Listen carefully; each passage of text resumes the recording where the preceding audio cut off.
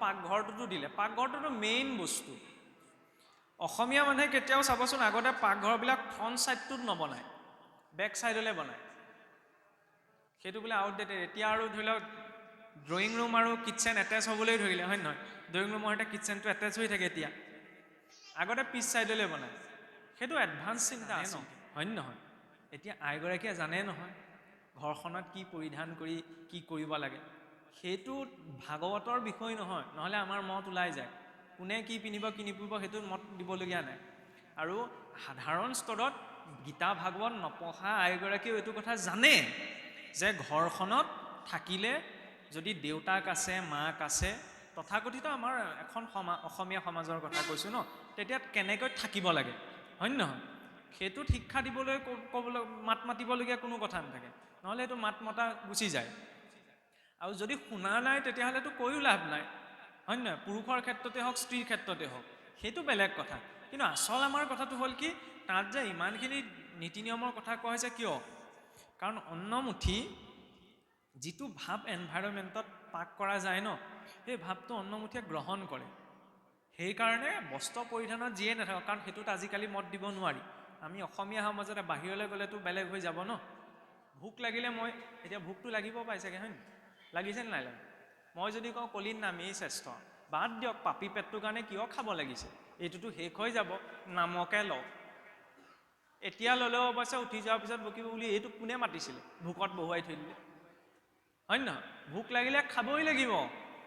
পথাৰলৈ যাওঁতে যদি বোকা লাগি আহে, কলিত নামেই শ্ৰেষ্ঠ, কিহৰ গা ধুব লাগিছে, নাম ল'লেই শুদ্ধ হৈ যাম, হ'বনে? পাগল বুলি ক'ব, হয়নে? ব্যৱস্থাটো এৰিবলৈ কোৱা নাই, খালি সেই ব্যৱস্থাটো ঈশ্বৰমুখী হৈ কৰক। পানীগিলাচ খাওঁতে ঈশ্বৰৰ নামত, গাটো ধুওঁতে ঈশ্বৰৰ নাম লৈ, হয় নহয়?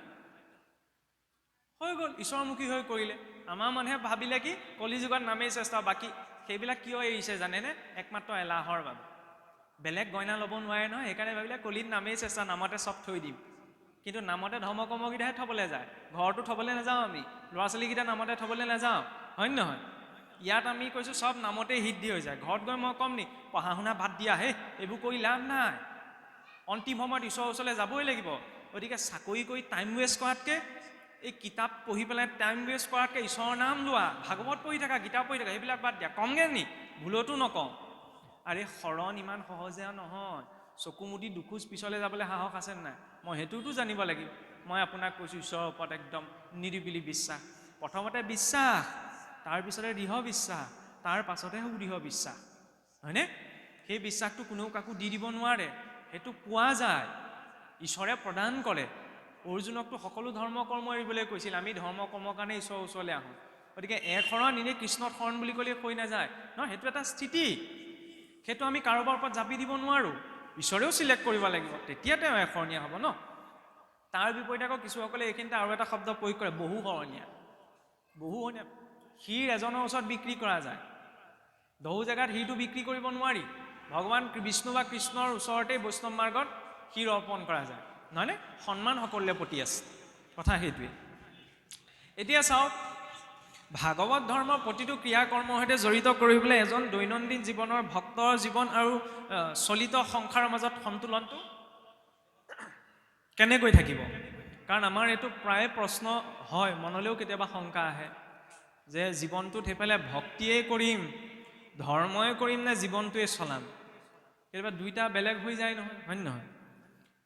কিন্তু কথা হ'ল কি, বহুতে এইটো ভাবি থাকে, মানুহে কয়ও আকৌ এই ধৰ্ম কৰ্ম কৰিবলৈ অকণমান আজৰি হৈ ল'ব লাগে। ব্যৱসায়ী কৰাজনে কি বুলি ভাবে, মই ব্যৱসায়ী হয়, ব্যৱসায়ত ইমান ধৰ্ম সম্ভৱ নহয়, কয় নকয়? লগতে আকৌ কোনোবা যদি ডিফেন্সত গুচি যায়, তেতিয়াহ'লে মানুহে কিটো ভাবে, কি বুলি ভাবে, ডিফেন্সত গ'ল আৰু এতিয়া ডিফেন্সত থকা মানুহেটোনো কিনো ধৰ্ম কৰ্ম কৰি থাকিব। ভাগৱতক চাওকচোন, যিমানবিলাক ভক্ত বৰ্ণনা দিছে ন, আমাৰ নিচিনা মানুহৰ আগত গৈ লেকচাৰ দি ফুৰা এজনো নাই। পৰীক্ষিত জম্বুদ্বীপৰ ৰজা আছিলে, হয়নে? ভক্ত ধ্ৰুৱ, পৰীক্ষিতে বোলো পিছত অন্তিম মুহূৰ্তত গুচি আহিলে। ভক্ত প্ৰহ্লাদক চাওক, নৃসিংহপ্ৰভুৱে কোৱা নাই ন, বোপা এতিয়া চিধা মোক দেখিলে যেতিয়া বৈকুণ্ঠলৈ যাওঁ, উভতাই পঠাইছে, ৰাজ্যলৈ ঘূৰি যোৱা, তোমাৰ কাম বাকী আছে, তুমি ৰাজ্য শাসন কৰা, ৰাজ্য শাসন কৰোঁতে মোক অৰ্পণা কৰিবা, অন্তিম সময়ত মোকেই পাবা। হয় নহয়? আমাৰ সমস্যা কি হৈ যায়, দৈনন্দিন জীৱন আৰু ভক্তি কেনেকৈ চলা, নাই কৰা সেইটো। এতিয়া মানুহে ভাবে ডিফেন্সত গুচি গ'লে বা তেনেকুৱা ধৰণৰ কিবা কৰ্মৰ সৈতে জড়িত হ'লে ধৰ্ম ৰক্ষাটো সম্ভৱ নহয়। আৰে অৰ্জুনে ইমান ডাঙৰ যুঁজখন 18 দিন লাগিলে মহাভক্ত হৈ থাকিলে। তাৰ ভক্তি কৰা মানে এইটো নহয় যে মই সব ত্যাগ কৰি আৰু ধূপ ধূনা জ্বলাই পেলাই ঈশ্বৰৰ নাম লৈ বহি আছোঁ।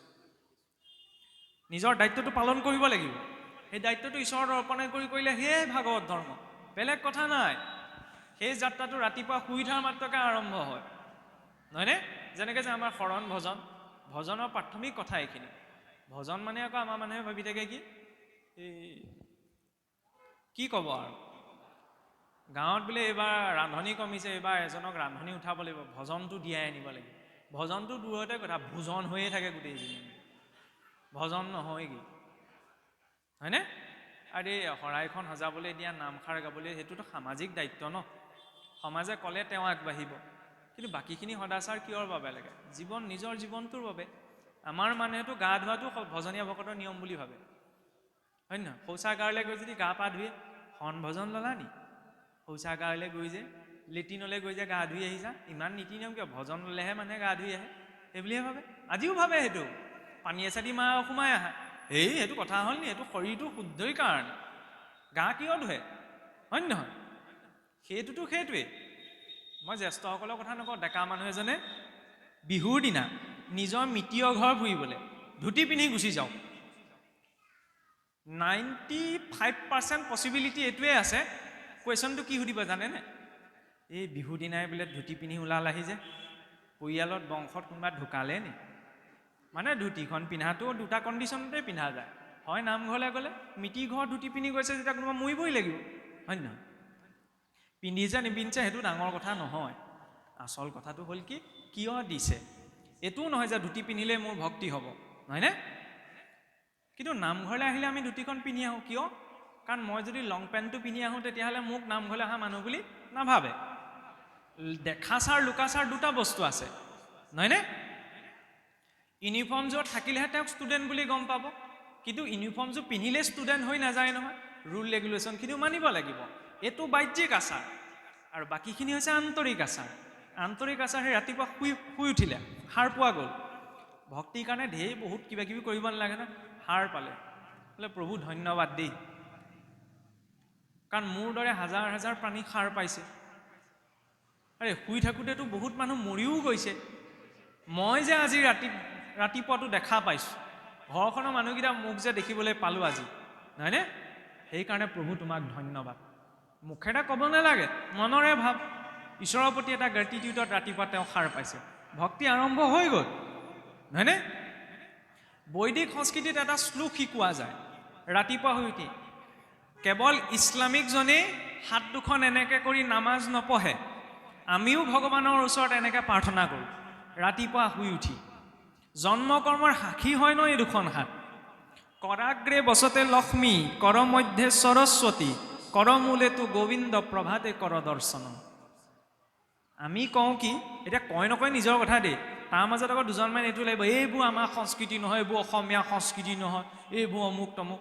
গোৱাই গাই থাকক, কি ক'ব বিচাৰিছে সেইটো বুজিলেই হ'ল, হয় নহয়?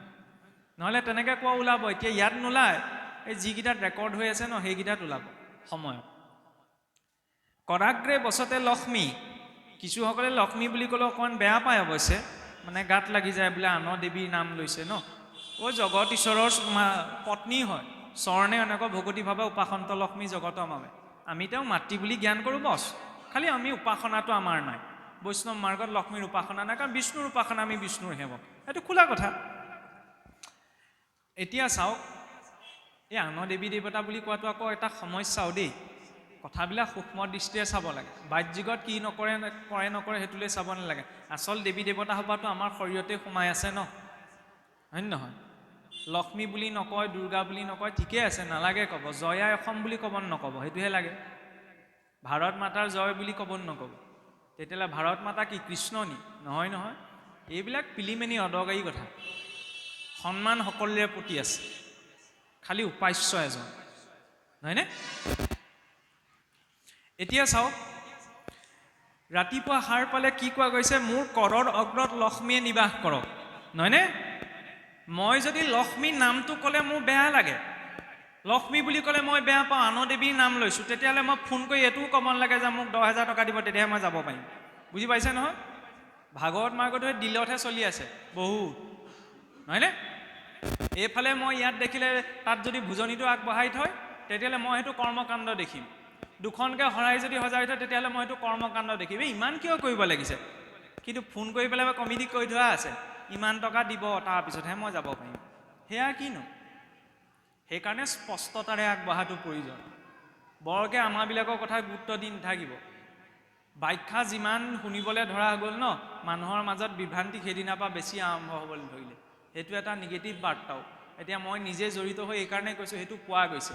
আগতে মানুহে মিলাপ্ৰীতিয়ে আছিল, আজিকালি মিলাপ্ৰীতিটো বহুতত নাই, হয় নহয়? নাই নহয়। মই সত্ৰৰ, তেখেত সংঘৰ, ভাগৱতী সমাজ, কৃষ্ণ অমুক তমুক কুকুৰা, ঈশ্বৰ একেজনেই, ভগৱানৰ নাম একেষাৰেই লওঁ, তাৰ মাজতো এইখন দুই এটা কথা নিমিলে। নিমিলে, যিটো মনে বিচাৰিছে সেইটো কৰিলেই হ'ল, যিটো মনে নিবিচাৰে নকৰিলেই হ'ল। সেইটোলৈ আকৌ ঢাক ঢোল বজাব কিয় লাগিছে? মই মোৰ জেগাত শুদ্ধ, কিন্তু মই ভাবি থকা শুদ্ধটো আপোনাৰ জেগাত ভুলো হ'ব পাৰে, হয় নহয়? আপোনাৰ বাবে শুদ্ধটো মোৰ কাৰণে ভুল হ'ব পাৰে। আগবাঢ়িলেই হ'ল। নহ'লে আমি লাগি থাকোঁ কি ভুল শুদ্ধ সজোৱা, এইটো হ'ব নালাগে। এতিয়া চাওক, কৰাগ্ৰে বসতে লক্ষ্মী, কৰ মধ্যে সৰস্বতী, বোলে কৰৰ মধ্যত বিদ্যাই বাস কৰ, কৰ মূলেতো গোবিন্দ, প্ৰভাতে কৰ দৰ্শন।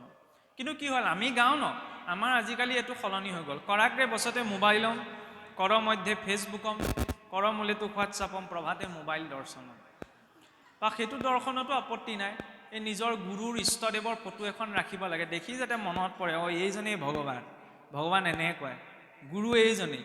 ৰাতিপুৱা সাৰ পাইছে, ধন্যবাদ, হয় নহয়? যেতিয়া সাৰ পাওঁতে এটা ধন্যবাদত হৈছে ন, তেতিয়া দিনটোতো আপুনি ধন্যবাদৰ পাত্ৰ হ'ব, হয়নে? যি দিম সেইটোহে পাম ইউনিভাৰ্চৰ পৰা। সেইটোতো ইউনিভাৰ্চৰ এটা ব্ৰহ্মাণ্ডীয় মনৰ এটা লয়ে হয়, চাইক'লজিটো হয়, মনোবিজ্ঞান, হয়নে? যে ব্ৰহ্মাণ্ডক আমি যেনেধৰণৰ ব্যৱহাৰ কৰিম সৃষ্টিখনক, তেনেধৰণৰ ৰিপ্লাই আমি জীৱনত পাম। সাৰ পালে, সাৰ পোৱাৰ পাছতে গুৰুক চিন্তা কৰিলে, আমাৰতো 5গৰাকী মহাসতীৰ নামো কোৱা যায়, বোলে অহল্যা, দ্ৰৌপদী, তাৰা, কুন্তী, মণ্ডোদৰী তথা পঞ্চকন্যা স্মৰে নিত্য মহাপাতক নাচন। অহল্যা, দ্ৰৌপদী, কুন্তী, তাৰা, মণ্ডোদৰী, এই 5গৰাকী বোলে মহাসতী। তেওঁলোকৰ দৰে পবিত্ৰতাৰ গুণো যাতে প্ৰভু আমাৰ জীৱনলৈ আহে দেই, সেইটো ভাৱ কৰা যায়। এইখিনিতে আৰু এটা কথা মই যোগ কৰিছোঁ দেই, অইন ভাৱত কোৱা নাই। কিছু কিছু সমাজত চাবচোন এনেকুৱা এটা নিয়ম আছে, পুনৰ কৈছোঁ, নিগেটিভকৈ নল'ব আকৌ দেই, তেতিয়া কথাটো বেয়া হৈ যাব। কিছু কিছু সমাজত চাবচোন, মই এই কথাটো মানে সন্মুখা হৈ পেলাই মনত এটা চাপ এটা থাকি গ'ল, সেইকাৰণে মই খোলাকৈ গৈছোঁ। মই নাম নকওঁ, এনেকুৱা ভাগৱত ব্যাখ্যাৰ অনুষ্ঠান এটাই, অনুষ্ঠানটো হৈ গ'ল, শেষ হোৱাৰ পিছত ইজন সিজন আহিছে, কথা বতৰা, শেষত মানে আয়েগৰাকী কাষ চাপি আহিল। তাৰপৰা ফটো চটো মাৰিছে আৰু এনেকৈ পোৱাৰ পিছত, ফটো মৰাৰ পিছত তেওঁ মানে কান্দি দিলে। তাৰপৰা মই তেতিয়া সুধিছোঁ আৰু, আপুনি কিয় কান্দিছে? তেতিয়া তেখেতে মনৰ ভাৱটো মানে প্ৰকাশ কৰিছে যে তেখেতৰ স্বামীৰ বিয়োগ হ'ল।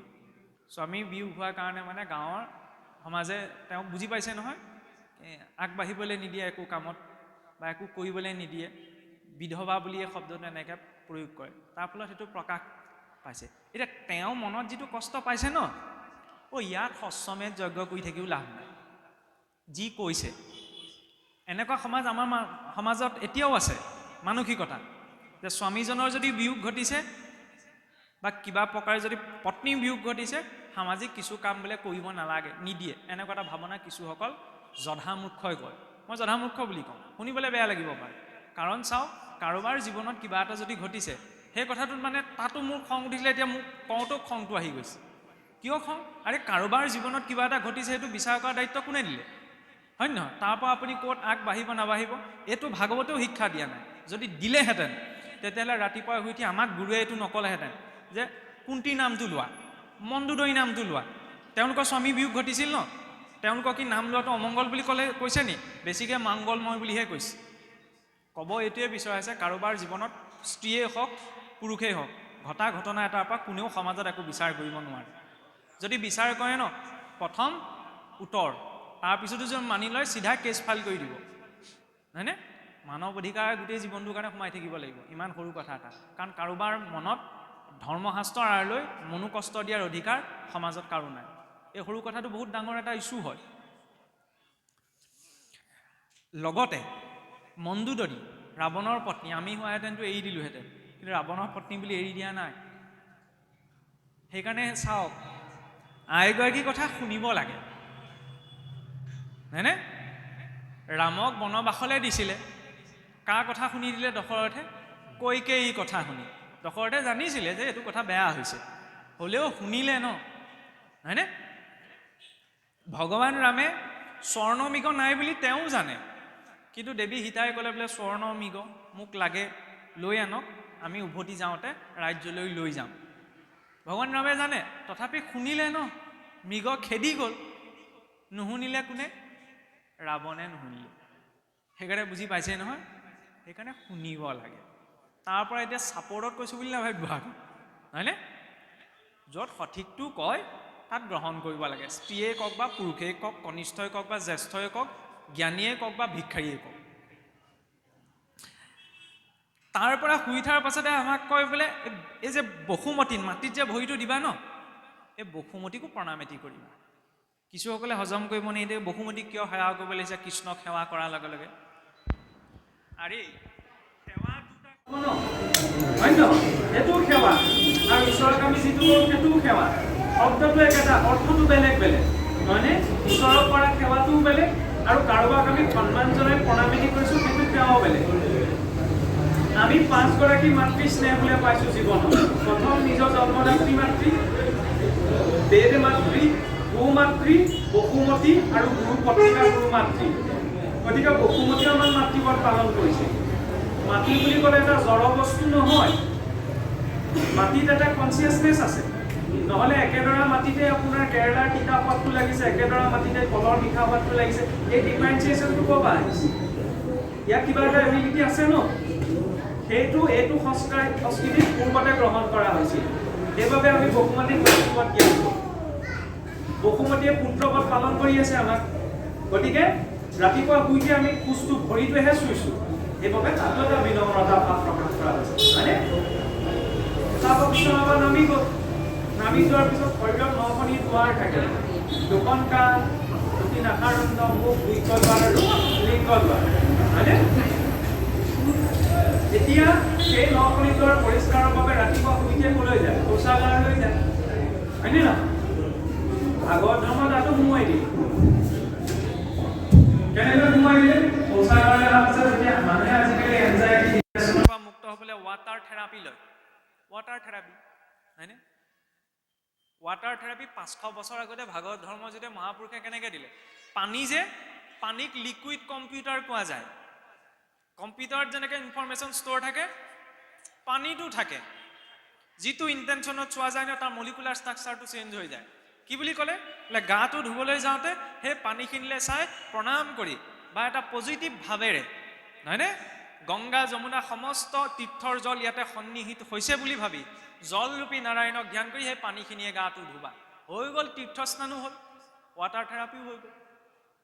সেয়া ভাগৱত ধৰ্ম হয় নহয়? কৃষ্ণৰ চিন্তনো হ'ল, গা ধোৱাও হ'ল, যে পানীখিনিক আপুনি কি দিছে, যেনেকৈ মুখ লগা পানীকণ খাই দিলে যে ভাল হৈ যায়, এই পজিটিভ কথাখিনি কৈ দিছে কাৰণে ভাল লাগি যায়। সেইটো অন্ধবিশ্বাস নহয়, সেইটো এটা বহুত ডাঙৰ চাইণ্টিফিক কথা হয়, যে কেনেকুৱা ভাইবত তেওঁ কথাখিনি কৈছে। আগতে সেইকাৰণে কয় যে য'তে ত'তে পানী নাখাবা। কিয় নকয়? কোনে দিছে এইটো চাই পেলাই নহয়, কেনেকুৱা পৰিৱেশৰ পৰা আনিছোঁ সেইটো চাই পেলাই, হয়নে? ইয়াৰ পাছত গাটো ধোৱাৰ পিছতে ভজনত কি কয়? মাটি পানী লোৱাৰ কথা এটা আহে, হয় নহয়?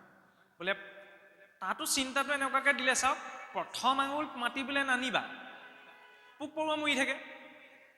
প্ৰথম এআঙুল মাটি, তলৰ মাটি অকণমান আনি পেলাই বাথৰুমত থৈ দিবা, থৈ পেলাই গাটো ধোৱাৰ পাছত এই মাটি পানী অকণমান লৈ পেলাই ভৰি হাতকেইটা ধুবা। এই আগৰ দিনত চাবোন নাছিলে কাৰণে এনেকৈ মাটিৰেই ধুইছিলে। এইটো সৌ সিদিনাৰ কথা আছিল। এতিয়া মানুহৰ এই স্কিন কেয়াৰৰ বস্তুবিলাক ব্যৱহাৰ কৰি চাবোন মানে ইমান ডিমাণ্ড বাঢ়ি গৈছে ন, তাত নৰ্মেল যিটো ড'জ থাকিব লাগে কেমিকেলৰ, কোম্পানীবিলাকে অনিচ্ছাকৃতভাৱে হ'লেও ইচ্ছা কৰিলেও বঢ়াবলৈ, স্কিন ডিজিজ যে মানুহৰ বাঢ়িছে। কিয় বাঢ়িছে? সেইকাৰণে এতিয়া মাটিৰ পৰা চাবোন বনোৱা গৈছে। এই শুনিবলৈ পায় টিভি এডভাৰটাইজত যে দি থাকে, মই শব্দটো পাহৰি থাকিলোঁ, মুলতানী মাটি। টিভিত দেখুৱাইছে কাৰণে মুলতানী মাটি ঘঁহিবগৈ। গুৰুৱে ইয়াত কি ক'লে? বোলে 500 বছৰতে গাটো ধুবলৈ যাতে মাটি পানী অকণমান লৈ ভৰি হাতকেইটা ধুবা, হয় নহয়? আমি কিবা এটা কথা তেতিয়ালৈকে মানি নলওঁ যেতিয়ালৈকে বাহিৰৰ পৰা ব্ৰেণ্ডেড হৈ নাহে। পিয়ালিতে ব্ৰাহ্মী শাক গজি আছে নহয়, মই নাখাওঁহি। বাহিৰৰ কোম্পানী এটাই ব্ৰাহ্মী শাকটো কি কৰিব লাগিব, বটল এটাত চেপি ভৰাই ব্ৰেণ্ডেড লেবেল এটা মাৰি মাৰ্কেটত উলিয়াব লাগিব, তেতিয়া মই খামহি। ব্ৰেইনো উলিয়া, ব্ৰেইন বাঢ়িব। কিন্তু ঘৰত পিয়ালিৰ পৰা উঘালি নাখাওঁ, হয়নে? কথাবিলাকো তেনেকুৱা। গাঁৱৰ ঘৰৰ মানুহ এজনী যদি কয় গুৰুত্ব নিদিয়ে, আঁতৰৰ মানুহ এজনে ক'লে বুজি পাইছে নহয়? গীতা ভাগৱতৰ ক্ষেত্ৰতো তেনেকুৱা, 1000 বছৰ আগতেই দিয়া হ'ল। যেতিয়ালৈকে আমি ক'ৰবাত বোলে বহুত বিশ্ববিখ্যাত মানুহে গীতা ভাগৱতৰ ওপৰত কিবা কোৱা দেখিছোঁ, তেতিয়ালৈকে মানে আমাৰ চেন্সটোৱে নাথাকে যে পঢ়িব লাগে বা শুনিব লাগে, হয়নে? সুনীতা উইলিয়ামছ মহাকাশলৈ গৈছিল, তেওঁ বেগত বোলে গীতা ভাগ ওলালে। আমাৰ ভাৰতত সেইটো একদম নেশ্যনেল লেভেলৰ নিউজ হৈ গ'ল। কি ডাঙৰ কথাটো হ'ল, ভাৰতীয় মূলৰ বিজ্ঞানীয়ে পঢ়ে, আগতেও পঢ়িছিলে। আমাৰ মানুহে তেতিয়া গীতা পঢ়িবলৈ যাব যে সুনীতা উইলিয়ামছৰ বেগত গীতা ওলাল। মূল্যটো সেইকাৰণেই নহয়, পঢ়ি চালে গম পোৱা যাব ন। ৰাছিয়াত এটা সময়ততো আপোনাৰ গীতা বেন আছিল, বোলে যুদ্ধৰ কথা কয় বুলি। এতিয়া আটাইতকৈ বেছি যদি অন্য ইংৰাজীতকৈ বেলেগ লেংগুৱেজত অনুবাদ হৈছে গীতা, ৰাছিয়ান লেংগুৱেজ। বাহিৰত বুজিব পাৰিছে ন, আমিহে ইয়াত বুজিব পৰা নাই দি থৈ যোৱা বস্তুখিনিৰ মূল্য। সেইকাৰণে লাগে, বহুত ভাল ভাল বস্তু দি থৈ গৈছে। ইয়াৰ পাছত কি, গাটো ধুই অহাৰ পাছতে নিজৰ সুবিধা অনুসৰি গোসাঁই ঘৰলৈ গ'ল, হয়নে নহয়? ধূপ জ্বলাইছে, চাকি জ্বলাইছে, ধূনা জ্বলাইছে, হোম কৰিছে, কি কৰিছে কৰক, যাৰ সুবিধা যেনেকৈ মিলিছে। ঈশ্বৰক চিন্তা কৰিলে। ঈশ্বৰক চিন্তা কৰোঁতে আকৌ এইটো নহয়, এইটো হ'ব নালাগে যে মই একদম পবিত্ৰতে চাকি গছ জ্বলাইছোঁ, ধূপ জ্বলালোঁ, প্ৰাৰ্থনা গালোঁ, আজি কীৰ্তনো অকণমান পঢ়ি দিওঁ, কীৰ্তনো পঢ়িলোঁ, নামো গালোঁ, ঠিক আছে, সেৱা কৰিলোঁ, উঠি আহিলোঁ। সেই মাজত নিজৰ বাস্তৱিকতাটো প্ৰকাশ কৰাটো প্ৰয়োজন। কেনেকৈ? পুতনাই গম পাইছিল যে কৃষ্ণ জগতৰ ঈশ্বৰ, বলিৰ ভগ্নীহে আছিল ৰত্নমালা। কৃষ্ণৰ সন্মুখলৈ যেতিয়া গৈছিল শিশু কৃষ্ণ, পুতনাক দেখি পেলাই, পুতনাটো সুন্দৰী নাৰী হৈ গৈছিল, ঈশ্বৰে চকু দুটা ঢাকি দিলে, পুতনা মুখ নাচালে। বোলে পুতনাক দেখি ভয় কৰা নাছিল, কিয় মুখ নাচালে? বুলিব, আই তই জানই, তই মোৰ ওচৰলৈ আহিছ, মোৰ ওচৰলৈ আহি বাৰু তই নিজৰ ৰূপটো লুকুৱাই আহিব লাগে। মইতোতো জানোৱেই সকলো, ভিতৰত তই কি লৈ আহিছ? মোৰ সন্মুখত তই নিজৰ ৰূপটো সলাই আহিছ, গতিকে মই তোৰ মুখেই নাচাওঁ যা। আমাৰ কেতিয়াবা তেনেকুৱা কণ্ডিশ্যন হৈ যায়, ৰুল ৰেগুলেশ্যন চব ফ'ল' কৰি দিলোঁ, নহয়নে? ঘোষাৰ পৰা একদম শেষলৈকে। কিন্তু নিজৰ বাস্তৱিকতাটো ঈশ্বৰৰ সন্মুখত প্ৰকাশ কৰিলে নাই কৰা? যদি নিজৰ বাস্তৱিকতাটো ঈশ্বৰৰ সন্মুখত প্ৰকাশ কৰা নাযায় ন, ঈশ্বৰে আমাক দেখিও সন্মুখত থাকিলেও চকুহে ঢাকি দিব। বোলে কিয়? পুতনাইটো গতি পাইছে, গতি পোৱাটো ডাঙৰ কথা নহয় নহয়। মাক দেউতাকৰ 2জন সন্তান, এটাই কথা ক'লে শুনে, ইটোৱে নুশুনে, সম্পত্তিৰ ভাগ দুইটাই পাব। কথা ক'লে নুশুনে বুলি মাক দেউতাকে তাক নিদিয়াকৈ নাথাকে, কাৰণ সমানে ভাল পায়, যিমান যি হ'ল নিজৰ সন্তান ন। কিন্তু কথা ক'লে শুনাটোহে মাক দেউতাকৰ পৰিয়ালটোৰ স্নেহ শ্ৰদ্ধা বুজি পাব। যিটোৱে নুশুনে সেইটোৱে সম্পত্তি ভাগহে পাইছে, সি স্নেহ শ্ৰদ্ধা এইবোৰ বুজি নাপায়। পুতনাই সম্পত্তি ভাগহে পালে, ঈশ্বৰৰ হাততে মৃত্যু হ'ল, গতি পাই গ'ল, কিন্তু ঈশ্বৰৰ স্নেহটো পোৱা নাই। যিটো স্নেহ মাতৃ যশোদা, মাতৃ দৈৱকীয়ে পাইছে। স্নেহভাজন হ'ব লাগে ন, গতিটোতো তাৰ পিছতো পোৱা যায়, কিন্তু গতি পাই যদি স্নেহভাজনেই হ'ব নোৱাৰোঁ, তেতিয়া সম্পত্তি ভাগ লৈ মই কি কৰিম, নহয়নে? ইয়াৰ পাছত সেই স্নেহ বৎসলতা ভাৱত ঈশ্বৰৰ সন্মুখত ক'ব লাগে, প্ৰকাশ কৰিব লাগে, যিখিনি জীৱনত নিজৰ পৰিৱৰ্তন ন। তাৰপিছত উঠি আহিলে, উঠি আহি পাই স্কুল কলেজলৈ যোৱা স্কুল কলেজ, চাকৰিলৈ যোৱা চাকৰি, গৃহকৰ্মত লগা গৃহকৰ্মত লাগিলে। ৰাতিপুৱা শুই উঠি এনেকুৱা এলাহ লাগি থাকে যে বাঢ়ি চোতালখন সাৰিবলৈও কেতিয়াবা এলাহ লাগিব পাৰে, কেতিয়াবা লাগে নহয়, মানে ভাল নালাগেতো। কিন্তু সেই বাঢ়ি চোতালখন সাৰোঁতেও যেতিয়া এনেই ভগৱানৰ নাম এটিকে গুণগুণাই পেলাই সৰা যায় ন, তেতিয়াহ'লে মনটো আকৌ ভাল লাগি যাব নহয়। পাকঘৰত সোমাতে সদায় সদায়নো একে সোপাকেনো কিনো বনাই থাকিম, আজিনো কিনো বনাওঁ জানো, দাইল একেখিনিয়ে, পাচলি একেখিনিয়ে, কেতিয়াবা এনেকুৱা হৈ যায়। মই নিজে পাইছোঁ দে, সেইকাৰণে কৈছোঁ নহয়। কেতিয়াবা পাল পৰে নহয় আমাৰো, খালি আমাৰ সেই নহয়গৈ আৰু। সেই চাউলকেইটা ধুওঁতেও যদি এনেই ঈশ্বৰৰ নাম এটা গুণগুণাই পেলাই চাউলকেইটা ধোৱা যায়, তেতিয়ানো মনটো এনেই ভাল লাগি যায়। ব্যাসদেৱকো সেই সহজ সূত্ৰটোৱে দিছিল, যে তুমি যিয়েই নকৰা কিয় সকলো সময়তে ভগৱন্তৰ নিৰন্তৰ চিন্তনটো কীৰ্তনৰ জৰিয়তে বৰ্তাই ৰাখিবা।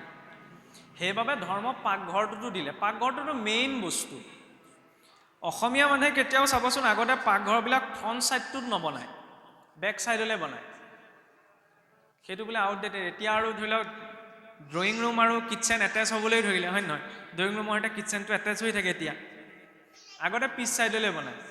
সেইটো এডভান্স চিন্তা আছিল। কিন্তু মণিকূটত নামঘৰত গোসাঁই ঘৰত ব্ৰহ্মৰ উপাসনা হয়, হয়নে? পাকঘৰত কি হয়? ব্ৰহ্মক প্ৰস্তুত কৰা যায়, হয়নে? আমি কওঁতে আমি যেনেকৈ ভাগৱত পাতিলে যে এই যে ভোজ বুলি নহয়, সবিজ যে খুৱায় মানে বইল ভাত, হয় নহয়? ভাগৱত পাতি যে বইল ভাত খুৱায়, হয় নহয়? আমি কওঁ গুৰুজনে সুবৰ্ণ ভঁৰালৰ দ্ৰব্য, এনেকৈ যে আমি কওঁ, ভকতসকলে কোৱা শুনিছেনে? কওঁতেহে সুবৰ্ণ ভঁৰালৰ দ্ৰব্য, খাওঁতে বৈষ্ণৱ ভোজতো ৰাজনীতি অৰ্থনীতি মেল ওলায়, হয় নহয়? ভোজন আৰু ভজন এই দুটা নীৰৱে হ'ব লাগে। ভজন, ঈশ্বৰক ভজনা কৰোঁতে মই কেনেকৈ কৰিছোঁ, কি কৰিছোঁ, এইটো মানুহে জনা প্ৰয়োজন নাই, জনোৱাব নালাগে। আমি আকৌ জনোৱাই ভাল পাওঁ। মই আমুক কৈছোঁ, তামুক কৈছোঁ, আমুক পঢ়িলোঁ, তামুক পঢ়িলোঁ, দৰকাৰ নাই।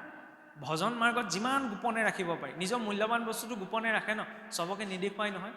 সেইকাৰণে ভজন মাৰ্গত আপুনি কেনেকৈ কি কৰিছে ন, কাকো ক'ব নালাগে, নিজা অনুভৱখিনি। অনুভৱ যদি ক'বলৈ যায় তেতিয়াহ'লে উপলিঙা হ'ব। অনুভৱ সদায় ভক্ত আৰু ভগৱানৰ মাজত থাকিব লাগে। ভজন নীৰৱে আৰু ভোজনো নীৰৱে, হয় নহয়? আমাৰতো কয় বোলে খাওঁতে কথা পাতি নাথাকিবা দেই, এইটোতো গ্ৰাম্য সমাজতে কয়। আৰু আমি আকৌ অকণমান বেলেগ এটা লেভেলতেই থাকোঁ। আমি কি বুলি কওঁ? চৰচনি খাইছোঁ, ই মোৰ কথা আমুকে পাতিব পায়। কোনে পাতিব? সংসাৰত পাতিবলৈ ঢেৰ কথা আছে।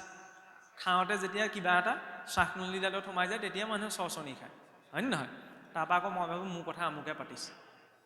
সেইকাৰণে ভজন সদাচাৰ সেইটো ক'লে ভজন আৰু ভোজন নীৰৱে কৰিবা। নীৰৱে কিয়? অন্নক ব্ৰহ্ম বুলি কওঁ ন, ব্ৰহ্ম বুলি নক'ব কেলে? খালেহে জীয়াই থাকিম, নাখালে মানুহজন কেনেকৈ জীয়াই থাকিব? কলিত জীৱৰ প্ৰাণ অন্নত আছে। অন্ন অবিহনে অন্ন ব্ৰহ্মই জীৱ ব্ৰহ্মক শৰীৰত ধৰি ৰাখিছে। তেতিয়াহ'লে সেই অন্ন ব্ৰহ্মক প্ৰস্তুত কৰাৰ যিটো এনভাইৰনমেণ্ট সেইটো ধুনীয়া হ'ব লাগিব ন। আগতে কয়নে নকয়, ঘৰৰ মানুহজনো যদি দিনটো য'ত বাহিৰৰ পৰা আহিছে চিধাই পাকঘৰলৈ যাবলৈ দিয়া নাযায়, হয় নহয়? কিয় নিদিয়ে বাৰু? সেইটো ধুতি নীতি নি? সেইটো কেৱল ধুতি নীতিয়ে নহয়, সেইটো বৈজ্ঞানিক নীতিও। কাগজখন চুলে, কলপাতখন চুলে মই হাতেৰে চুইছোঁ, ইয়াততো ফিংগাৰ প্ৰিণ্টছটো বহিছে। ফৰেঞ্চিক ছায়েন্সৰ থ্ৰুৱেদি তাৰ ৰেলেভেঞ্চটো বুজি পোৱা যায়। তেনেকৈতো অপৰাধীবিলাকো ধৰা পেলায়। আধাৰ কাৰ্ডটোত যে আমি চবে যে হোল্ড কৰি ৰাখিছোঁ, তাত আমাৰ কি আছে? বায়'মেট্ৰিক্সটো আছে ন, চকুৰ পৰা আঙুলিৰ চিহ্নলৈকে, হয় নহয়? সেই বায়'মেট্ৰিক্সটো ইউজ কৰি আপোনাৰ মোক গোটেই বংশৰ হিষ্ট্ৰী উলিয়াই পেলাব পাৰি, যদি উলিয়াই পেলোৱাজনে সেইখিনিত সা সৰঞ্জাম লগত আছে। যেতিয়া হাতখনে চুওঁতেই পাতখনত চাপটো পৰিছে, তেতিয়া দিনটোলৈ ওলাই যাওঁতে বিভিন্ন জেগাত খোজ পৰিছে, গতিকে বেয়া জেগাতো খোজটো পৰিব পাৰে, তাৰ চাপ এটাওতো পৰিব শৰীৰটোত, হয় নহয়? নেদেখিবলগীয়া কিবা এটাও মোৰ চকুত পৰিব পাৰে, তাৰ চাপ এটাওতো দৃষ্টিত পৰিব, মনটোত পৰিব। সেইকাৰণে কি কয়, বাহিৰৰ পৰা যদি আহিছে মুখ হাতকেইটা ধুই আহা, সেইটো এটা পিউৰিফিকেশ্যনৰ প্ৰচেছ হয়। পানীয়ে পানীক প্ৰভাৱ পেলায় ন, ইয়াতো 70% পানী আছে। গাটো ভাগৰ লাগি আছে, পানী এক বাল্টি গাত ঢালি দিয়কচোন, বহুত ভাল লাগে। কিয়? সেইটোও এটা থেৰাপি, হয়নে? বাহিৰৰ পৰা আহিছে মানুহজন, বেলেগ এটা অৰা লৈও আহিব পাৰে। সেইকাৰণে কি ক'লে যে মুখ হাতকেইটা ধুই আহা, পাৰিলে গাটো তিয়াই আহা, তাৰপিছত ভাতকেইটা খাবলৈ আহা, হয়নে? খাবলৈ আকৌ কি ক'লে? বোলে আয়ুৰ্বেদৰ মতেও, চিকিৎসা বিজ্ঞানৰ মতেও ভূমি উপবেশন, শব্দটো টান হ'ব পাৰে, যে উপবেশন হয়, অৰ্থাৎ বহি পেলাই খাব লাগে। আমি আকৌ থিয় হৈ খোৱাটোহে মডাৰ্ণটি বুলি ভাবোঁ, হয় নহয়? থিয় হৈ খাই কুকুৰ আৰু মেকুৰীয়ে, হয়নে? জন্তুৱে থিয় হৈ খায়, গতিকে থিয় হৈ খাই জন্তু হ'ব নালাগে, বহি খাই পেলাই মানুহ হ'ব লাগে, নহয় জানো? বোলে বহি পেলাই চবতেতো আমি চকীখন বিচাৰি নাপাওঁ, হয় নহয়? কেতিয়াবা এনেকুৱা হ'ব পাৰে যে থিয় হৈ খাব লগা হ'ব পাৰে, অকণমান গইনা এটা লৈ হ'লেও, নহয়নে? তেতিয়া কি হয়? সেইটো কেৱল ধৰ্মৰ নিয়ম নহয়, খোৱাৰ লগে লগে পেটটোত চাপ এটা পৰে ন, চাপটোত পৰাৰ লগে লগে পচন শক্তিটো সক্ৰিয় হয়, সেইটোতো চাইণ্টিফিকলিও প্ৰুভ। সেইকাৰণে ক'লে ভোজন কৰোঁতে বহি খাবা, মাটিত নালাগে, মাটিটোত প্ৰায়ে নাথাকে, চকীখনত, হয়নে? চকীখনৰ সুবিধানো অকণমান ক'ৰবাত গইনা এটা লৈ পেলাই খোৱাৰ ব্যৱস্থা লৈ, সেয়া নিয়ম। পাকঘৰটো পিছত কি হ'বনে? কাৰণ চব মানুহ তাত গৈ সোমাবগৈ নোৱাৰে, কিয় নোৱাৰে? বোলে বৰ নীতি নিয়মৰ কথা কৈছে। এতিয়া কিছুৱে এইটো কথাত লাগি থাকে দেই, মই মাজতে কৈছোঁ চাবচোন, এইবিলাক কথা ক'বলৈ যাওঁতে আমাৰ কেতিয়াবা কি হয়, মত এনেকুৱা ওলাই যায় যে আইসকলক কৈছোঁ, বেয়া নাপাব দেই, যে কোনোবাই যদি বোলে চাউলকেইটা ভকতীয়া মানুহক এনেকৈ ঘৰত এনেকুৱা হয়, আজিকালি বস্ত্ৰ পৰিধান বুজি পাইছেই নহয়, হয় নহয়, সাল সলনি হৈ যায়। তাৰপৰা আমি তেতিয়া গইনালৈ মদটো ওলাই যায় এনেকৈ বোলে তেনেকৈ বনাই দিলে, কোনোবাই যদি বোলে, মই খোলাকৈ কৈ দিছোঁ দেই, মেক্সি পিন্ধি যদি বোলে ভাত বনায় তেতিয়াহ'লে সেয়া ভাতে অন্ন হ'ব নোৱাৰে। এইবিলাক অদৰকাৰী কথা। মই কৈছোঁ, কোনে কি ভাবে নাজানো। আৰে প্ৰত্যেক মানুহে জানে ন, হয় নহয়? এতিয়া আইগৰাকীয়ে জানে নহয় ঘৰখনত কি পৰিধান কৰি কি কৰিব লাগে। সেইটো ভাগৱতৰ বিষয় নহয়, নহ'লে আমাৰ মত ওলাই যায়। কোনে কি পিন্ধিব কি নিপিন্ধিব সেইটোত মত দিবলগীয়া নাই। আৰু সাধাৰণ স্তৰত গীতা ভাগৱত নপঢ়া আইগৰাকীয়েও এইটো কথা জানে যে ঘৰখনত থাকিলে যদি দেউতাক আছে, মাক আছে, তথাকথিত আমাৰ এখন অসমীয়া সমাজৰ কথা কৈছোঁ ন, তেতিয়া কেনেকৈ থাকিব লাগে, হয় নহয়? সেইটোত শিক্ষা দিবলৈ ক'বলৈ মাত মাতিবলগীয়া কোনো কথা নাথাকে, নহ'লে এইটো মাত মতা গুচি যায়। আৰু যদি শুনা নাই তেতিয়াহ'লেতো কৈও লাভ নাই, হয় নহয়? পুৰুষৰ ক্ষেত্ৰতে হওক, স্ত্ৰীৰ ক্ষেত্ৰতে হওক, সেইটো বেলেগ কথা। কিন্তু আচল আমাৰ কথাটো হ'ল কি, তাত যে ইমানখিনি নীতি নিয়মৰ কথা কোৱা হৈছে কিয়? কাৰণ অন্নমুঠি যিটো ভাৱ এনভাইৰনমেণ্টত পাক কৰা যায় ন, সেই ভাৱটো অন্নমুঠিয়ে গ্ৰহণ কৰে। সেইকাৰণে বস্ত্ৰ পৰিধানত যিয়ে নাথাকক, কাৰণ সেইটোত আজিকালি মত দিব নোৱাৰি। আমি অসমীয়া সমাজতে বাহিৰলৈ গ'লেতো বেলেগ হৈ যাব ন। গতিকে ন্যূনতম সেইটো কথা সকলোৱে জানে, সেইটোত মত দিব নালাগে। মাজতে বাৰে প্ৰতি এইটো কথা এইকাৰণে আনিছোঁ, কাৰণ কিছুৱে মত দি দিয়ে এনেকৈ কৰিব নালাগে। আৰে কাৰোবাৰ ছিটুৱেশ্যন বনিব পাৰে তেনেকুৱা, হয় নহয়? যেনেকৈ হস্পিটেল গ'লে বুজি পাইছেই নহয়, তাত আকৌ ধৰি লওক এতিয়া মই ধুতি পিন্ধি আছোঁ, হস্পিটেলত মই ধুতি পিন্ধি নাথাকিব, অপাৰেশ্যন কৰিব লগা হ'লে, বুজি পাইছে? এনেকুৱা ধৰণৰ পৰিৱৰ্তন হ'ব পাৰে। সেইটোত গৈ পেলাই ৰৈ দিবগৈ নালাগে। মূল কথাটো হ'ল কি, এই নীতি নিয়মখিনি কিয় দিলে? বাহিৰৰ মন্দিৰবিলাকত যেতিয়া ভাত বনায় আনি পেলাই মন্দিৰত ভোগ ৰূপত অৰ্পণ কৰেহি, কিন্তু আমাৰ বৈষ্ণৱ পৰম্পৰাত তেনেকৈ ধৰি লওক ভাত অৰ্পণ নকৰেহি। কিছু বিশেষ সত্ৰ আছে য'ত ভোগ দিয়া যায় সিদ্ধান্তৰে, কিন্তু চলিত বৈষ্ণৱ সমাজত দিয়া নাযায়। কিয় দিয়া নাযায় জানেনে? এটা খুহুতীয়া কাৰণো আছে। আমাৰ কি হয়, বনাই থাকোঁতে লাহেকৈ অকণমানলৈ টেষ্ট কৰি চাই নাচায়, কেতিয়াবা চাব লাগিব বোলে নিমখ হৈছে নাই হোৱা, হয় নহয়? নহ'লে ইয়াত যদি নিমখ কম হ'বলৈ পায়, খাবলৈ দিয়াজনে নিমখ বেছি কৰি দিব নহয়, হয় নহয়? তেতিয়াতো অকণমান টনটোত নিমখ বেছিহে হ'ব, বুজি পাইছে নহয়? কেতিয়াবা তেনেকুৱা হৈ যাবও পাৰে। সেইকাৰণে মিঠাই হওক তিতাই হওক মানুহজনে বনাওঁতে টেষ্ট কৰি চায়। আৰু বোলে যেতিয়া আমি অকণমান বনাই থাকোঁতে খাই চাওঁ ন, কোনোবাই নাচাব পাৰে, কিন্তু সচৰাচৰ মানুহেতো এনেকুৱা এটা অভ্যাস, কিবা এটা বস্তু বনালে প্ৰথমতে টেষ্ট কৰি চায় বোলে মিঠা তিতা ইত্যাদি পৰিমাণ আছেনে নাই। চাওঁতে কি হ'ব, উচিষ্ট হৈ গ'ল। মই যেতিয়া খালোঁৱেই, আকৌ ভগৱানক দিবলৈ নাথাকে ন, উচিষ্ট বস্তু ভগৱানক অৰ্পণ নহয়। মহাপুৰুষে ক'লে আয়ো গোপায়ো, টেষ্ট কৰি যদি থাকিব লাগে নে চৰু দিওঁতেই দি দিয়া। সেইটো এটা কথা।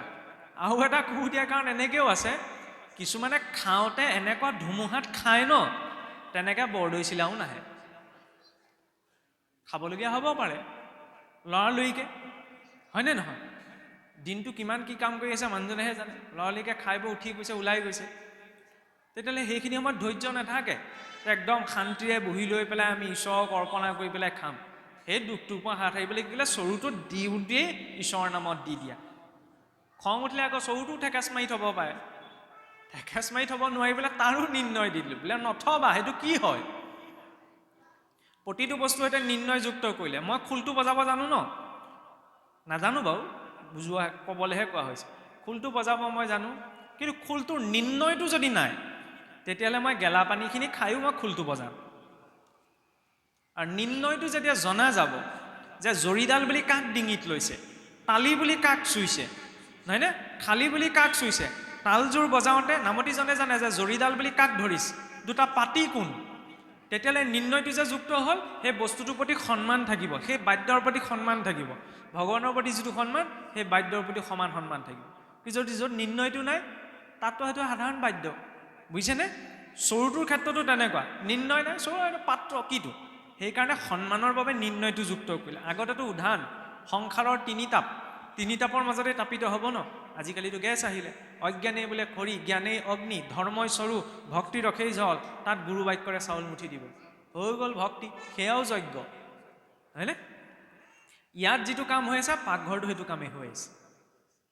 ধৰ্মৰ চৰু বুলি যেতিয়া ভাবিব, ধৰ্মৰ চৰুটো ঠেকেচ মাৰি থ'ম নি? মোক খং উঠিলে নথওঁ ন, বেয়া লাগিলে, সন্মানেৰে থ'ব, হয়নে? আৰু সেই চৰুটোৰ পৰা যেতিয়া বাঢ়ি দিব, বাঢ়ি দিয়াৰ পিছত গ্ৰহণকৰ্তাজনে ঈশ্বৰক অৰ্পণা কৰি ল'ব যে আজি দুবেলা দুমুঠি খাবলৈ মই পাইছোঁ, কোনোবাইতো সেই মুঠিও নাই পোৱা। আৰু নিমখ তেলেও হওক লাগিলে, খেতিটো কৰা জনেহে জানে সেই চাউলকেইটাৰ মূল্য, নহয় জানো? ভাতকেইটা বনাওঁতে যিমান সময় লাগে, খেতিটো কৰোঁতে তাতকৈ বেছি সময় লাগে নহয়। পাইছোঁ যে, সেইকাৰণে অন্নদাতাৰ প্ৰতি ধন্যবাদ জনাই তেওঁ গ্ৰহণ কৰিলে, হৈ গ'ল। সেয়াও ভাগৱত ধৰ্ম, ঈশ্বৰৰ প্ৰসাদেই খালে, এক বুলি দুই স্বীকাৰ, নহয়নে? খোৱাৰ পাছত যেতিয়া গধূলি শুবলৈ যাব, শুওঁতেও নিৰ্ণয় দি দিলে। আজিকালিতো আমাৰ টোপনি নাইকিয়া হ'ল। আগতে গাঁও সমাজত কি হয় জানেনে? মানুহ শুব নোৱাৰে। কিয় শুব নোৱাৰে জানেনে? কুকুৰে চিঞৰে, কুকুৰটো কুকুৰে, শিয়ালবিলাকৰ পৰিবৰ ঢেৰ আছিল, জংঘলবিলাক বেছি আছিল নহয়। এতিয়াতো গাড়ী মটৰ আৱাজ যেনিবা নগৰত, আগতে গাঁৱৰ সমাজত কি হয়, কুকুৰ শিয়াল এইবিলাকৰ চিঞৰ পৰা মানুহৰ টোপনি ভংগ হৈ যায়। এতিয়া শিয়ালৰ পৰিমাণটো কমিলে, চিঞৰি থকা কুকুৰকেইটাই আজিকালি ভাবে, কাৰণ আমাৰে কেইজনমান দুটা তিনিটালৈও সাৰ পাই থাকে, কামত সাৰ পাই থাকে, এইটো নহয়, এইটো ধুচুং ধাচাং চলি থাকে নহয়, এইটো বুজি পাইছে নহয়? কুকুৰটোও ভাবে আমিও শুলো আৰু এইটো হোৱা নাই, হয়নে? আৰু লগতে চিন্তাবিলাক আছে, শুবলৈ যাওঁ টোপনি নাহে। লগতে এইটোও কৈছোঁ আকৌ দেই বেকেটৰ ভিতৰত, চবৰে কৰ্মবিলাক একেই নহয়। কোনোবাই গোটেই ৰাতিটো সাৰ পায়ো নিজৰ কিবা কৰ্ম কৰি থাকিব পাৰে, নহয়নে? তাত আপত্তি নাই। কিন্তু যদি সাৰ পাইছে, তেতিয়াহ'লে নিজা কিবা এটা কামৰ বাবে সাৰ পাব লাগে, হয় নহয়? মনোৰঞ্জনৰ কাৰণে সাৰ পাই কি লাভ? টোপনিটো যদি পূৰ নহয়, কাইলৈ লাস্য লাগি থাকিব ন। মনোৰঞ্জন লাগে, কিন্তু চবৰে এটা লিমিটেড আছে, হয় নহয়? দৰৱটো মানুহে এটা লিমিটেডত খায়, গতিকে মনোৰঞ্জনটো লিমিটেডত ৰাখিব লাগে, হৈ গ'ল, আপত্তি ক'তো নাই ন। এতিয়া চাওক, শুবলৈ যাওঁতে আজিকালি মানুহৰ পটককৈ টোপনি নাহে, ভাগৰ লাগি থাকিলে বেলেগ কথা, কাৰণ দিনটোৰ চিন্তা থাকে, কাইলৈ কি হ'ব কি নহ'ব, জীৱনটো লৈতো আছেই। মানুহে শুব নজনা হৈ থাকিলে, সেইকাৰণে গুৰুৱে কি ক'লে? বিচনাখনৰো নিৰ্ণয় দিলে, হয়নে? বিচনাখনৰো সন্মান আছে। আৰু এই যিখন বিচনাই মোক শুবলৈ দিছে, যিখন আসনত, ভকতে ঢাৰিখনত বহুতে চিধাই ভৰিটো তুলি পেলাই নবহে, কিয়? এইটো কাৰণ যিখন আসনত মই বহিম, সেই আসনখনৰ সন্মুখতো বিনম্ৰতাটো প্ৰকাশ কৰা হৈছে, নহয়নে? সেইটো জড় উপাসনা নহয়, বস্তুটোৰ প্ৰতি ধন্যবাদ, নহয়নে? বিচনাখনৰ প্ৰতিও ধন্যবাদ আছে। কেনেকৈ? আগতে চাবচোন, শোৱা গাৰুটোত কয় এইবোলে গাৰুত বহিব নাপায়, গাৰুটোত ভৰিটো লগাব নাপায়। কিয় কয় বাৰু? বহুত জানি বুজি কৈছিল, লগাই নলগাই সেইটোত মত দিবলৈ যোৱা নাই। কিয় কয় জানেনে? সেইখন কি? মায়াৰ সজ্জা। শুবলৈ যাওঁতে সকলো ইন্দ্ৰিয় বিকল হৈ যায়, জীৱ মায়াৰ সজ্জাত, কিছুমান অকণ বেলেগ এটা লেভেললৈ যায়গৈ বাৰু, বোলে মায়াৰ সজ্জা নহয়, আমি গুৰুৰ পৰা নিৰ্ণয় লৈ আছোঁ, আমি ভক্তিৰ সজ্জাত হওঁ, ভক্তি সজ্জাত ভগৱান হয়, মানুহ শুব নোৱাৰে। সত্য শৌচ তপ ক্ষমা, সেই চাৰি ফুৰাৰ ওপৰত মানুহটো কেনেকৈ শুব আকৌ? ব্ৰহ্মা আদি কৰি জীৱসকল মায়া সজ্জাত আছে, মায়াৰূপী সজ্জাত গুৰুৰ অভয় চৰণৰূপী গাৰুত শিৰ থৈ শয়নৰূপী নাৰায়ণক চিন্তা কৰি ঈশ্বৰৰ নামটো লৈ যে প্ৰভু নিজৰ বুদ্ধিয়ে ভাল বেয়া কি কৰিলোঁ সকলো তোমাক অৰ্পণ কৰি আজি যে দিনটো দিলা তোমাক ধন্যবাদ জনাইছোঁ, ঈশ্বৰৰ নাম লৈ গুচি গ'ল। যদি চাব বাওঁ নাসিকাই উশাহ চলি আছে, তেতিয়াহ'লে সোঁ কাটি হৈ শুৱক, আৰু সোঁ নাসিকাই যদি উশাহ চলি আছে তেতিয়াহ'লে বাওঁ কাটি হৈ শুৱক।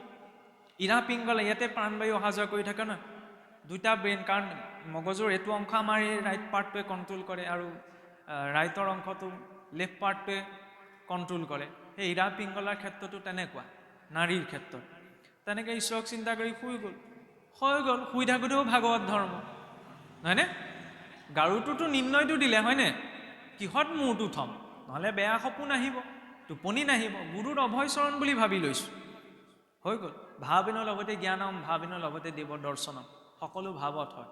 আৰু এনেকৈ যদি নিজৰ জীৱনটো চলি আছে ন, বেলেগকৈ আকৌ কৰিবলৈ নাথাকে, মাজে মাজে অকণমান সুবিধা অনুসৰি শাস্ত্ৰ চৰ্চা, ঠগাত থৈ পঢ়িব নোৱাৰোঁ, মোবাইলটোতো পঢ়িব পাৰি, পঢ়িবলৈ টান শুনিবও পাৰি, হয় নহয়? এজ ইট ইজ ভাষা, তাৰ ভাষ্য দিয়া আছে ন, আজিকালি চব উপলব্ধ, কোৰ্চ আছে, সেইবিলাক কোৰ্চ কৰিব লাগে, হয় নহয়?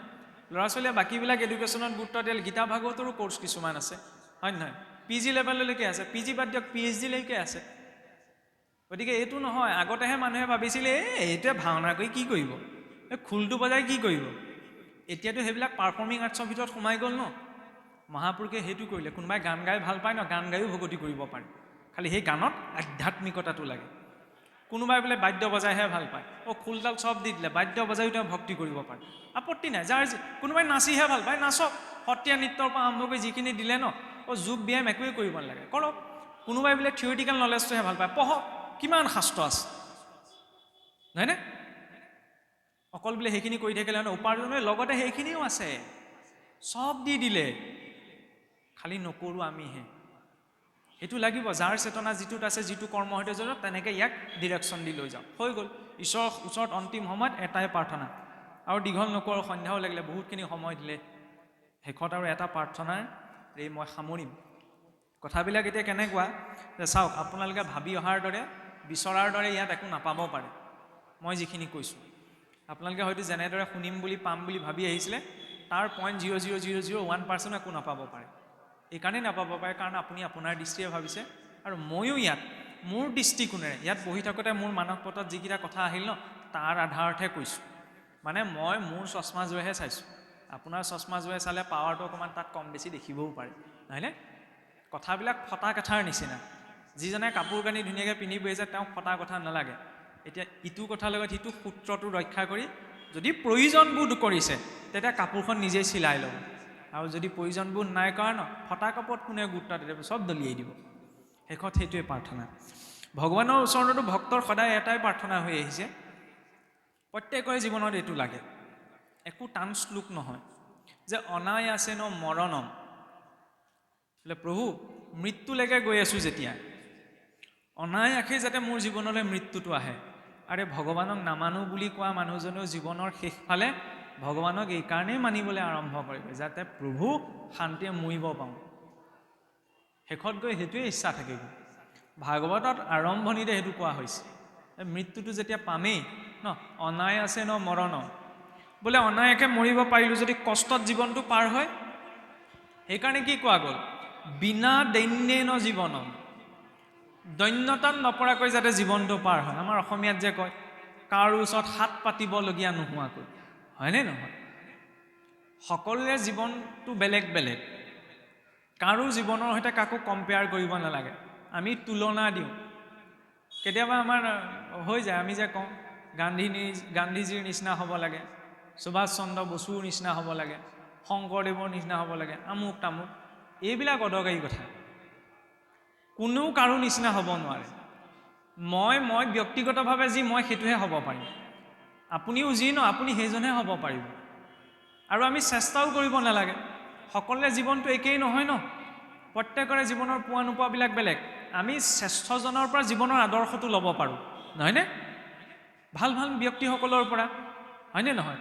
গান্ধীজী হওক, বিবেকানন্দ হওক, ৰামকৃষ্ণ পৰমহংস হওক, নহয়নে? সুখদেৱ হওক, মহাৰাজ পৰীক্ষিত হওক, কোনোতো পৰীক্ষিত হ'ব নোৱাৰোঁ, কিন্তু আমাৰ লাগি থাকে কি পৰীক্ষিতৰ নিচিনা হ'বলৈ, কোনো নিচিনা হ'ব নোৱাৰে। আমি জীৱনত যি জমা কৰিছোঁ নহয় সেইটোহে হ'ব পাৰিম, খালি তেওঁলোকৰ পৰা আমি আদৰ্শখিনি ল'ব পাৰোঁ, আদৰ্শখিনি ল'লেই হ'ল। নহ'লেতো আমাৰ জীৱনত তুলনা দি থাকে, আমুকে আমুক কৰিলে, তামুকে তামুক কৰিলে, কি দৰকাৰ? চবৰে জীৱনটো একেই নহয় নহয়। বিনা দৈন্যেন জীৱনম, যিজন ব্যক্তি যিটো স্থানত যিটো মাৰ্গত আছে ন, সেইটো মাৰ্গতে থাকি বিনা দৈন্যতাত পাৰ কৰক। ঈশ্বৰৰ ওচৰতো সেইটো প্ৰাৰ্থনাই কৰা গৈছে, বোলে জীৱনটো সুখে শান্তিৰে পাৰ হৈ গ'ল, মৰোতেও বোলে কষ্ট নোপোৱাকৈ মৰিলোঁ, ঠিকেই আছে। অন্তিম সময়ত যদি ঈশ্বৰক পাহৰি থাকোঁ, তেতিয়া আকৌ গোটেই বজাৰখনেই শেষ। সেইকাৰণে তৃতীয়তে কি ক'লে, দেহান্তে তৱ স্মৰণম, প্ৰভু দেহৰ অন্তিম সময়ত তোমাৰ চিন্তন, হয়নে? প্ৰসাদম কুৰুমে প্ৰভু, এইকণ কৃপাই, এইকণ প্ৰসাদেই তুমি মোৰ জীৱনত দিয়া, হৈ গ'ল। খালি এই প্ৰাৰ্থনাটিক মেইনটেইন কৰি নিয়াটো আমাৰ দায়িত্ব। ঘৰটো মই ধুনীয়াকৈ বনাইছোঁ, মই বনোৱা নাই বাৰু, মুখত ওলাই গৈছে দেই, ঘৰটো তেখেতে ধুনীয়াকৈ বনাইছে, চাই ভাল লাগে ন, বৰ ধুনীয়া ঘৰ বনালে দেই। মেইনটেনেঞ্চটো আচল কথা ন, হয় নহয়? যদি মেইনটেইন কৰি মেইনটেনেঞ্চটো বৰ্তাই নাৰাখে, তেতিয়াহ'লে দেখিবলৈ বেয়া হ'ব। আৰু ভিতৰত থকা মানুহখিনিও যদি মেইনটেনেঞ্চটো ভাল নহয়, তেতিয়াহ'লে ধুনীয়া ঘৰটো বুলিব ইমান অদৰকাৰী হুলস্থুলেই লাগি থাকে, এনেকুৱাও হ'ব ন। কিন্তু তাৰ বিপৰীতে মই সেইটো বুজাবলৈহে কৈছোঁ দেই, তেনেকৈ ল'ব নালাগে আকৌ। তাৰ বিপৰীতে যদি পথৰ কাষত মাটি বাৰী নাই, বোলে অঘৰী মানুহ দুজনে তম্বু এটা তৰি বাস কৰিছে, কিন্তু তাতো যদি মেইনটেনেঞ্চটো আছে, তেতিয়াহ'লে আনে দলিয়াই দিয়া অৱশিষ্টখন খায়ো তেওঁলোকে শান্তিয়ে থাকিব পাৰিব, হয় নহয়? সেইটো কামনা কৰা নাই, মেইনটেনেঞ্চটো আচল কথা। ভক্তিটো তেনেকুৱা, প্ৰাৰ্থনা একেটাই সদায়, অনাই আছে ন মৰণম বিনা দিন জীৱনম দেহান্তে তৱ স্মৰণম। কাৰণ এতিয়া আমি কি কৰি আছোঁ? আখৰা, ভাওনা অন্তিম দিনা হ'ব, হয় নহয়? আখৰা কৰি থাকোঁতে থাকোঁতে কেতিয়াবা কি হয়, ভাওনাৰ দিনা আখৰা কৰি থাকোঁতে বোলে ফুল বচন মুখস্থ আছে, কেতিয়াবা কি হয় বুজিছেনে? ভাওনাৰ দিনা যেতিয়া ঢেৰ দৰ্শক দেখা যায়, তেতিয়াহ'লে বচনৰ দুই এফাকি পাহৰিও থকা যায়। অন্তিম সময়তো যিখন ভাওনা আমি কৰিম, তাত যেনিবা এইসকল দৰ্শক নাথাকে, তাত কোন দৰ্শক থাকিব বাৰু? তেতিয়া স্পেচিয়েল দৰ্শক আহিব, হয় নহয়? বুজি পাইছে নহয়? ইপুৰীৰ পৰা কিবা পঠিয়াই বুলি যে কয়, এতিয়া সেইসকল দৰ্শকক দেখি যদি মই বচন পাহৰি থাকোঁ, ইয়াত ভকতৰ বচন মাতি আছোঁ ন, তেতিয়া পাহৰিবও পাৰোঁ। সেইকাৰণে এতিয়া কৈছে প্ৰতিটো জীৱনৰ পৰিস্থিতি সেই দৰ্শকৰ দৰে লোৱা, যাতে সেই সুখেই হওক দুখেই হওক সেইটো পৰিস্থিতিত ঈশ্বৰৰ চিন্তনটো, ঈশ্বৰৰ স্মৰণটো ব্যতীত নহয়। যদি হৈ থাকে ন, তেতিয়াহ'লে সেই দৰ্শকৰ মাজতো তেওঁক চিন্তা কৰি তৰি যোৱা পথটো প্ৰশস্ত হ'ব। এতিয়া আৰু দীঘলীয়া নকৰোঁ, দীঘলীয়াটো যথেষ্ট হৈ গ'লগৈ ন। ইমানখিনি সময় যে আপোনালোকে দিলে, এতিয়া চাওক বাক্যৰ মূল্যও সেইকাৰণে বাঢ়িল যে ভাবি থকা হ'ল। এতিয়া তেওঁ ভাগৱতৰ কথা ক'ব, ভাগৱতৰ কথা ক'ব বুলি ভবাৰ লগে লগে যদি কাৰোবাৰ বাক্যৰ মূল্য ইমান বৃদ্ধি পাব পাৰে, সংসাৰখনত কোনেও কাৰো কথা নুশুনাৰ প্ৰেক্ষাপটত আজি 2-3 ঘণ্টা ইমানখিনি সময় বহি শুনি আছে, তেতিয়াহ'লে সেইজনা ঈশ্বৰে দিয়া উপদেশখিনি জীৱনত যেতিয়া প্ৰযোজ্য হ'ব ন, জীৱনৰ মানদণ্ডটো কিমান বৃদ্ধি পাব, হয়নে? ফুলপাহ, গোলাপ ফুলৰ গছ এজোপা যদি বহুত গেলেকনিৰ মাজতো গজি আছে, ফুলপাহিত যদি ফুল ফুলি আছে, তেতিয়াহ'লে ভোমোৰাটো 1000 কিলোমিটাৰ আঁতৰৰ পৰাও দূৰ উৰি আহিব ন, লাগিলে গেলেকনিৰ মাজতেই নাথাকক কিয়, কাৰণ ফুল গছ হয়, ফুল ফুলিছে, নহয়নে? শুদ্ধতাটো, সৎগুণটোলৈ 1000 কিলোমিটাৰ দূৰৰ পৰা ভোমোৰাটো উৰি আহিব। কিন্তু গোলাপ ফুলজোপাত ফুল লগা নাই, মই ৰুই পেলাই চটৰ ওপৰত তুলি থৈছোঁ, ভোমোৰা বাদ দিয়ক মানুহটোও চকুতো নাযায়, যাব জানো? নাযায় ন, কাঁইটীয়া গছ। জীৱনটোও তেনেকুৱা, আমি বেয়া পৰিস্থিতিৰ মাজত আছোঁ, মানুহে কয় ন কৈতো কলি যুগ আমুক তামুক, কোনো ডাঙৰ কথা নহয়। তাৰ ভিতৰত মেইনটেনেঞ্চটো, অন্তৰৰ মেইনটেনেঞ্চটো যদি ঠিক আছে ন, আৰু বেয়াৰ মাজত থাকিলেও 1000 কিলোমিটাৰ দূৰৰ পৰা ভালটো জীৱনলৈ আহিব। কিন্তু মই বহুত ভাল পৰিৱেশৰ মাজত আছোঁ, মোৰ ভিতৰত বেয়াটো আছে, তেতিয়াহ'লে আকৌ আৰু ভালৰ মাজতো মোৰ বেয়াটোকে, সমাজে আৰু কিবা কিবি কওক, মই তাত নিগেটিভটোৱে দেখিম, বেয়াটোৱে দেখিম, এনেকুৱা এটা হৈ যায়, হয়নে? সেই তাতো মেইনটেনেঞ্চটোৱেই লাগে। ইংৰাজী শব্দটো সোমাইছে আৰু অসন্তোষ নকৰিব, কাৰণ আমি ক'বলৈহে শুদ্ধ অসমীয়া, আমি শুদ্ধ অসমীয়া নকওঁ, ইংৰাজী সোমায়, হিন্দী সোমায়, উৰ্দু সোমায়, গতিকে সেইটো দুখ বুলি নাভাবিব দেই, মাজে মাজে 2-এটা অকণমান খেলি মেলি হৈছে আৰু। এতিয়া সদৌ শেষত পুনশ্চ আপোনাৰ সমস্তজনৰ প্ৰতি ধন্যবাদ জনাই এতিয়া উঠিব পাৰিব আৰু দেই, অথনিৰ পৰা ইমানখিনি সময় বহি থাকিলে নহয়। সকলোকে ধন্যবাদ জনাই আৰু এইকণ সুযোগ যে দিলে উদযাপন সমিতিৰ প্ৰতিও আমি কৃতজ্ঞতা প্ৰকাশ কৰিছোঁ। পুণ্য অনুষ্ঠানটোৰ সফলতা এইটো হ'ব নালাগে, যিহেতু কালিলৈও এজন ব্যাখ্যাকাৰক আছে, পাঠো হ'ব ন, তাৰপিছত ৰাতিলৈ ভাওনাও আছে, নহয় জানো? বোলে অনুষ্ঠানটো ভালে ভালে হৈ গ'ল দেই, বতৰ পানীও একো অসুবিধা নকৰিলে, ভকত সকলো আহিলে, ভাওনাখনো ধুনীয়া হৈ গ'ল, সেইখিনি ঠিকেই আছে। কিন্তু তাৰ পাছত অনুষ্ঠান হৈ গ'ল, ভাত খালোঁ, প্ৰসাদ খালোঁ, তাৰপিছত কি থাকিব? কি থাকিব? প্ৰশ্ন। ইয়ালৈ উত্তৰ ল'বলৈ অহা নাই, কিন্তু যি উত্তৰ ল'বলৈ আহে ন, তেওঁ আগবাঢ়িব নোৱাৰে, তেওঁ বহি যায়, জানিলোঁ বুজিলোঁ হৈ গ'ল আৰু মই একো জানিবলৈ নাই। কিন্তু যেতিয়া প্ৰশ্নটো সদায় থাকে, সেইটো মেইনটেনেঞ্চ, প্ৰশ্নটো যেতিয়া মেইনটেইন হৈ থাকে, তেতিয়া যাত্ৰাটো চলি থাকে অবিৰাম, আৰু সেই যাত্ৰাটো সেইদিনাহে শেষ হ'ব যিদিনা ঈশ্বৰ প্ৰাপ্তি হ'ব। গতিকে যাত্ৰাটো বৰ্তাই ৰাখিব লাগে, জনাৰ, বুজাৰ, কৰাৰ, হয়নে? সকলোৰে মনত সেই যাত্ৰাটোৱে বৰ্তি থাকক। সেই ভাৱনাৰে সমস্ত জনৰ অগ্ৰত সেৱা জনাই আমাৰ বাক্য ইমানতে জ্যোতি পেলোৱা হৈছে। কৃষ্ণ কায়েন বাচা মনসেন্দ্ৰিয়ৈবা বুদ্ধ্যাত্মনায়া প্ৰকৃতে স্বভাৱাৎ কৰোমি যদ্যৎ সকলম পৰস্मै নাৰায়ণায়েতি সমৰ্পয়ামি নাৰায়ণায়েতি সমৰ্পয়ামি। কৃষ্ণ।